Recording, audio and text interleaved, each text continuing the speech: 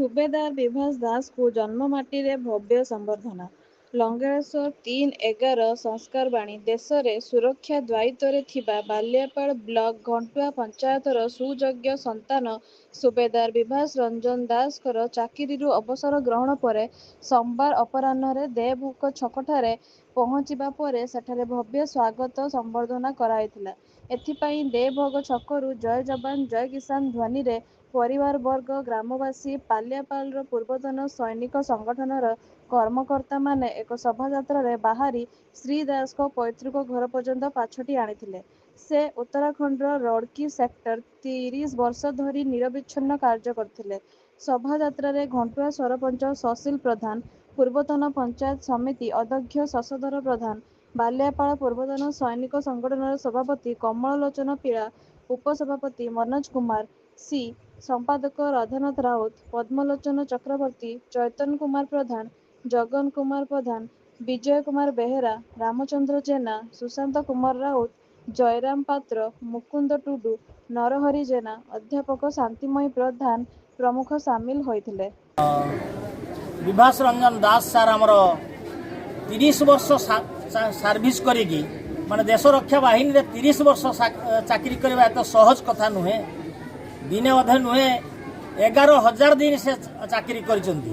ତେଣୁ ସେ ଆଜି ଆସିକି ଯେତେବେଳେ ପହଞ୍ଚିଛନ୍ତି ତାଙ୍କୁ ଆମେ ଗରମ ଯୋଶୀ ସ୍ୱାଗତ ଅଭ୍ୟର୍ଥନା ଜଣାଉଛୁ ଆମ ବାଲିଆପାଳ ତରଫରୁ, ବାଲିଆପାଳ ସଂଘ ତରଫରୁ, ଇଏ ଜନସାଧାରଣଙ୍କ ତରଫରୁ।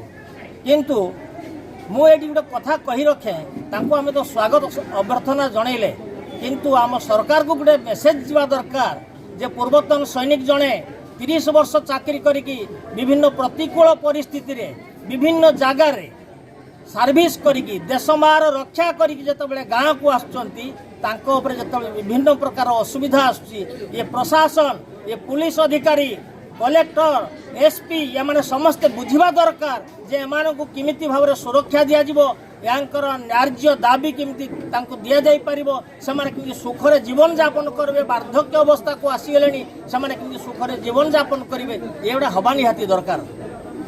मतलब बहुत खुशी कहीं ये प्रथम थर बाल्यापाल माटी आर्मी रिटायरमेंट ये सब कार्यक्रम हो बहुत खुशी, बहुत गर्वित। कौन कहे देशवासी दीर्घतर मातृकार सेवा कले कौन कहे मुझा कहि जे माने प्रथम नेशन फास्ट जहाँ भी होना कहीं नेशन सब आम तत्पर रही सब आगे आसवा दरकार कहूँ नेशन फास्ट। चाकरी काल में 3टा वार्ड में थी, गोटे कारगिल वार्ड रे, गोटे उपी पराक्रम, उपी दिवार रे मो भाग नहीं।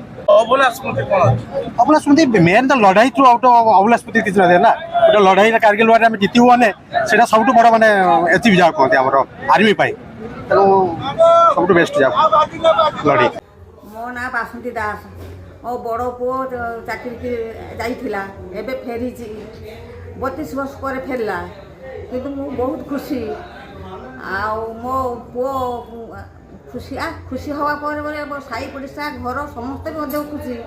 मो छाती को पत्थर करी मो पुओ को छाड़ी 32 वर्ष है, 32 वर्ष पर मो पुओ घर को फेर मो छाती कुंठे मुटा, मो मन भी खुशी पाठी ना आहरी खुशी होता।